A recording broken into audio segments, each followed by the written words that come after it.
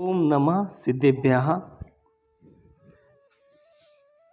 सिद्धं संपूर्णभव्यार्थ सिद्धे कारणमुत्तमं प्रशस्तदर्शन ज्ञान चारित्र प्रतिपादिनं सुरेन्द्रमुकुटाश्लिष्ट पादपद्मांशुकेशरं प्रणमामि महावीरं लोकत्रितयमंगलम्।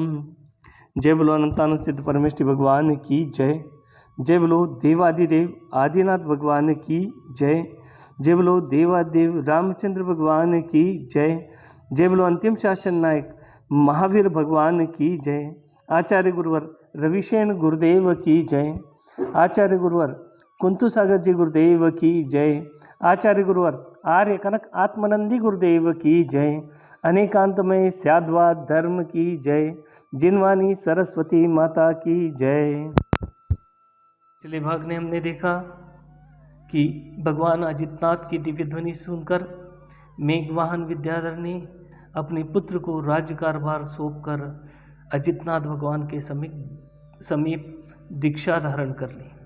अब आगे महाराक्षस रूपी चंद्रमा लंका रूपी आकाशांगन में के बीच सुशोभित होने लगा।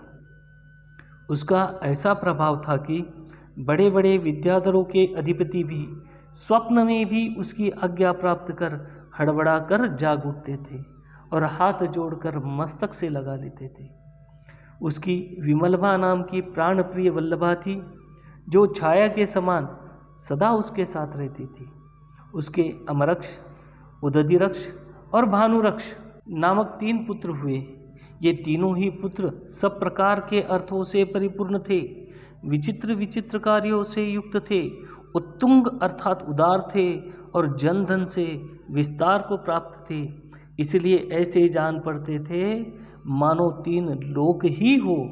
भगवान अजितनाथ भी मुक्तिगामी भव्य जीवों को मोक्ष का मार्ग प्रवर्ता कर सम्यक शिखर पहुँचे और वहाँ से आत्म स्वभाव को प्राप्त हुए, यानी सिद्ध स्वभाव को प्राप्त हुए। सगर चक्रवर्ती के इंद्राणी ने के समान तेज को धारण करने वाली 96,000 रानियाँ थीं और उत्तम शक्ति को धारण करने वाले एवं रत्नमयी खम्भों के समान दैदीप्यमान 60,000 पुत्र थे। उन पुत्रों के भी अनेक पुत्र थे। किसी समय वे सभी पुत्र वंदना के लिए कैलाश पर्वत पर गए।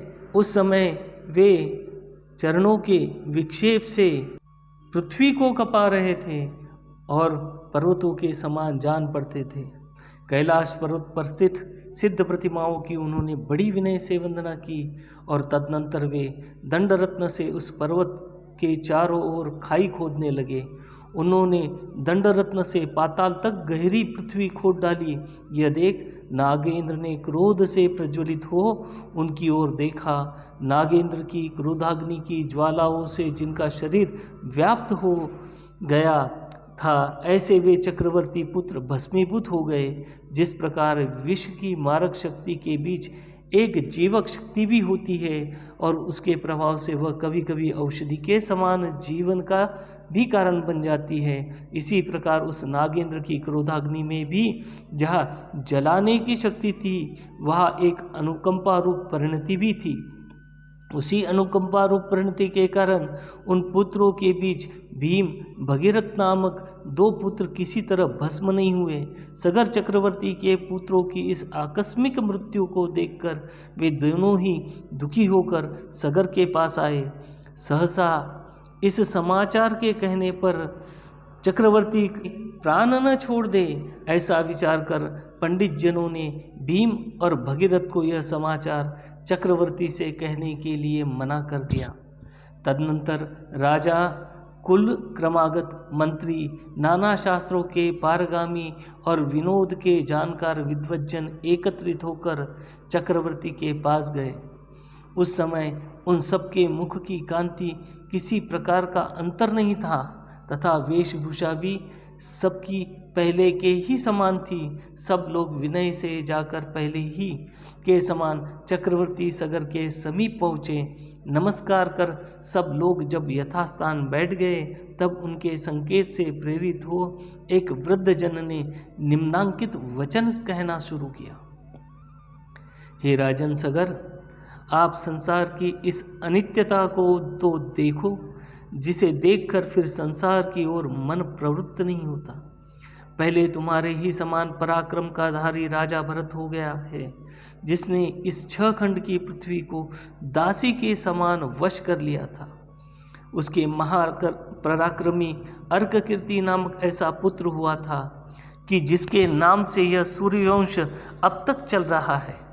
अर्ककीर्ति के भी पुत्र हुआ और उसके पुत्र को भी पुत्र हुआ, परंतु इस समय वे सब दृष्टिगोचर नहीं हैं, अथवा इन सबको रहने दो। स्वर्गलोक के अधिपति भी जो कि वैभव से दैदीप्यमान रहते हैं, क्षण भर में दुख से भस्म हो जाते हैं, अथवा इन्हें भी जाने दो।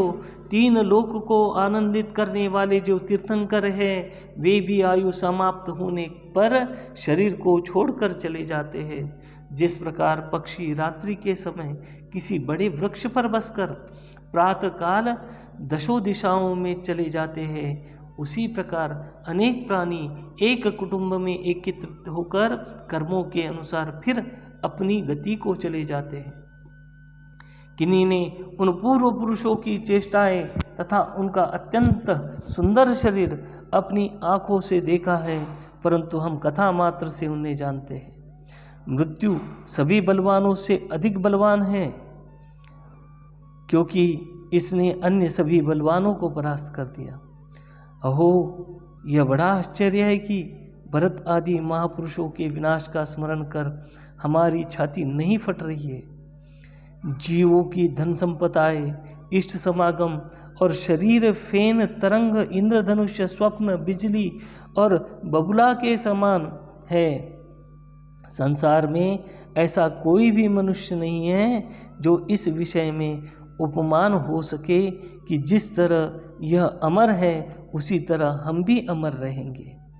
जो मगरमच्छों से भरे समुद्र को सुखाने के लिए समर्थ है, अथवा अपने दोनों हाथों से सुमेरु पर्वत को चूर्ण करने में समर्थ है, अथवा पृथ्वी को ऊपर उठाने में और चंद्रमा तथा सूर्य को ग्रसने में समर्थ है, वे मनुष्य भी काल पाकर यमराज के मुख में प्रविष्ट हुए हैं। तीनों लोक के प्राणी इस दुर्लंघनीय मृत्यु के वश हो रहे हैं। यदि कोई बाकी छूटे हैं तो जिन धर्म से उत्पन्न हुए सिद्ध भगवान ही छूटे हैं। जिस प्रकार बहुत से राजा काल के द्वारा विनाश को प्राप्त हुए, उसी प्रकार हम लोग भी विनाश को प्राप्त होंगे। संसार का यह सामान्य नियम है। जो मृत्यु 3 लोक के जीवों को समान रूप से आती है, उसके प्राप्त होने पर ऐसा कौन विवेकी पुरुष होगा जो संसार के कारणभूत शोक को करेगा। इस प्रकार वृद्ध मनुष्य के द्वारा यह चर्चा चल रही थी। इधर चेष्टाओं के जानने में निपुण चक्रवर्ती ने सामने सिर्फ 2 पुत्र देखे। उन्हें देखकर वह मन में विचार करने लगा कि हमेशा सब पुत्र मुझे एक साथ नमस्कार करते थे, पर आज 2 ही पुत्र दिख रहे हैं, और उतने पर भी इनके मुख अत्यंत दीन दिखाई देते हैं। जान पड़ता है कि शेष पुत्र क्षय को प्राप्त हो चुके हैं। ये आगत राजा लोग इस भारी दुख को साक्षात कहने में समर्थ नहीं हैं, इसलिए अन्योक्ति दूसरे के बहाने कह रहे हैं। तदनंतर सगर चक्रवर्ती यद्यपि शोक रूपी साप सर्प से डसा गया था, तो भी सभासद जनों के वचन रूपी मंत्रों से प्रतिकार सांत्वना पाकर उसने प्राण नहीं छोड़े थे। उसने संसार के सुख को केले के गर्भ के समान निस्सार जानकर भगीरथ को राज्य लक्ष्मी सौंपी और स्वयं दीक्षा धारण कर ली। उत्कृष्ट लीला को धारण करने वाला राजा सगर जब इस पृथ्वी का त्याग कर रहा था, तब नाना नगर और सुवर्णादि खानों से सुशोभित यह पृथ्वी उसके मन में जीर्ण तृण के समान तुच्छ जान पड़ती थी। तदनंतर सगर चक्रवर्ती भीमरथ नामक पुत्र के साथ अजितनाथ भगवान की समूह शरण में गया। वह दीक्षा धारण कर उसने केवल ज्ञान प्राप्त किया और तदनंतर सिद्धपद का आश्रय लिया, अर्थात मुक्त हुआ। सगर चक्रवर्ती का पुत्र जन्नू का लड़का भगीरथ राज्य करने लगा। किसी एक दिन उसने शुद्धसागर मुनिराज से पूछा कि हमारे बाबा सगर के पुत्र एक साथ किस कर्म के उदय से मरण को प्राप्त हुए हैं और उनके बीच में रहता हुआ भी मैं किस कर्म से बच गया हूँ। भगवान अजितनाथ ने कहा कि एक बार चतुर्विध संग सम्मेच्छकर जी की वंदना के लिए जा रहा था, सो मार्ग में वह अंतिक नामक ग्राम में पहुंचा।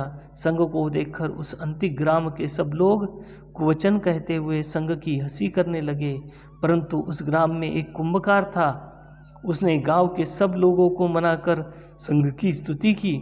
उस गांव में रहने वाले एक मनुष्य ने चोरी की थी, सो अविवेकी राजा ने सोचा कि यह गांव ही बहुत अपराध करता है, इसलिए घेरा डालकर सारा का सारा गांव जला दिया। जिस दिन वह गांव जलाया गया था उसी दिन मध्यस्थ परिणामों का धारक कुंभकार निमंत्रित होकर कहीं बाहर गया था। जब कुंभकार मरा तो वह बहुत भारी धन का अधिपति वैश्य हुआ और गांव के सब लोग मरकर कौड़ी हुए। वैश्य ने उन सब कौड़ियों को खरीद लिया। तदनंतर कुंभकार का जीव मरकर राजा हुआ और गांव के जीव मरकर गिजाई हुए। सो राजा के हाथी से चूर्ण होकर वे सब गिजाइयों के जीव संसार में भ्रमण करते रहे। कुंभकार के जीव राजा ने मुनि होकर देव पद प्राप्त किया और वहाँ से च्युत होकर तू भगीरथ हुआ है, तथा गांव के सब लोग मरकर सगर चक्रवर्ती के पुत्र हुए। मुनि संग की निंदा का यह मनुष्य भव भव में मृत्यु को प्राप्त होता है। इसी पाप से गांव के सब लोग भी एक साथ मृत्यु को प्राप्त हुए थे और संग की स्तुति करने से तू इस तरह संपन्न तथा दीर्घायु हुआ है। इस प्रकार भगीरथ भगवान के मुख से पूर्व भव सुनकर अत्यंत शांत हो गया और मुनियों में मुख्य बनकर तप के योग्य पद को प्राप्त हुआ। गौतम स्वामी कहते हैं कि हे राजन, प्रकरण पाकर यह सगर का चरित्र मैंने तुझसे कहा, अब आगे कल। ओम नमः।